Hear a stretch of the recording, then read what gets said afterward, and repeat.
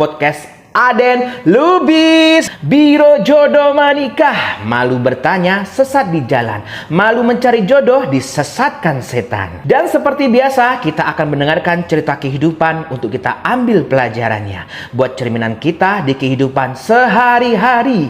Semoga podcast ini bermanfaat untuk Anda, khususnya yang mau menikah ataupun yang sudah berumah tangga. Selamat mendengarkan. Assalamualaikum. Terus habis itu kan soal utang tadi kan udah aku kasih ke dia. Itu pun ya Kak, aku minta surat polisi aja nggak dikasih sama dia. Temanku sebenarnya udah bilang sama aku, nggak usah kamu kayak terlalu berkorban buat dia. Kalau memang dia benar ketangkap polisi, suruh buktiin surat polisinya. Dan aku juga tanya ke dia tuh selalu berbelit-belit Kak, kayak bahasanya itu kayak suratnya itu ditahan dari polisi terakhir tanggal ini, nanti kalau aku nggak bisa dapat uangnya nanti aku di penjara, tolong aku. Banyak bohongnya gitu ya. Iya, nah tapi temanku tuh udah firasat buruk banget, jangan, tapi aku tetap kasihan. Aku tuh orangnya kan gak tegaan Kak, lihat dia nangis-nangis minta kayak gitu, akhirnya aku turutin, akhirnya aku cariin pinjaman lah. Itu kelemahan Anda ya sebagai perempuan ya. Udah disakitin, dirayu, pokoknya Denas nangisin jadi nggak tega gitu ya. Sampai detik ini aja loh aku nggak tega sama dia. Kayak gitu, aku tuh orangnya nggak tegaan Kak. Terus habis itu udah aku kasih dan udah selesai. Aku juga bohong itu sama temanku. Kalau temanku tahu pasti marah banget. Bukan Dewi yang kemarin, bukan, temanku satu lagi.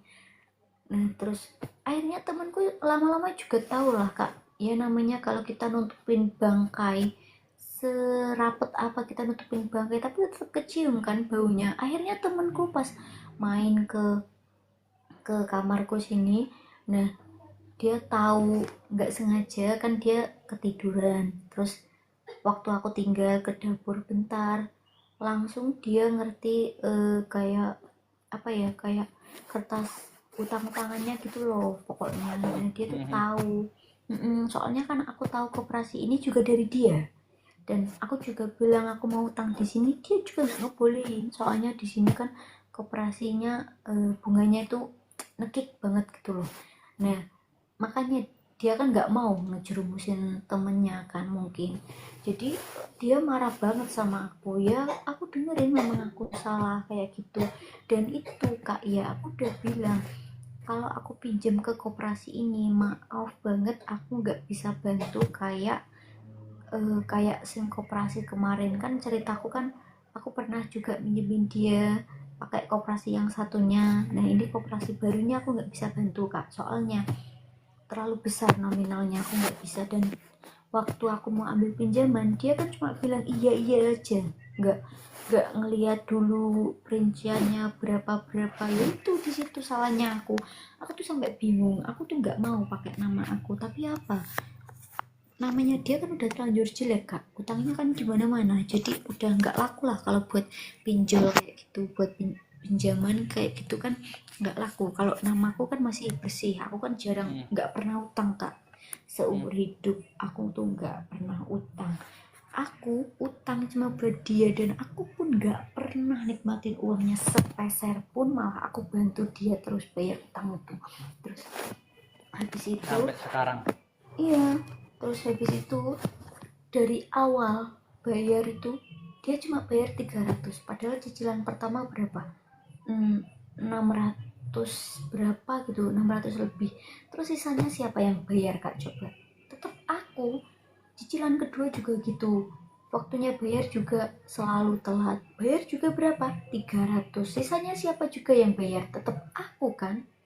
Kayak gitu Kak, aku sampai dipikir-pikir kok nggak ada selesainya kayak gitu.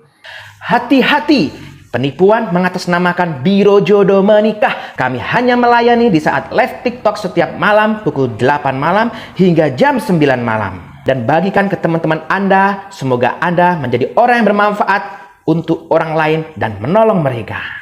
Terima kasih yang sudah memberikan gift. Terima kasih yang sudah belanja di video kami di keranjang bawah. Semoga berkah, lancar rezekinya, sehat selalu, panjang umur untuk Anda. Amin. Allahumma amin.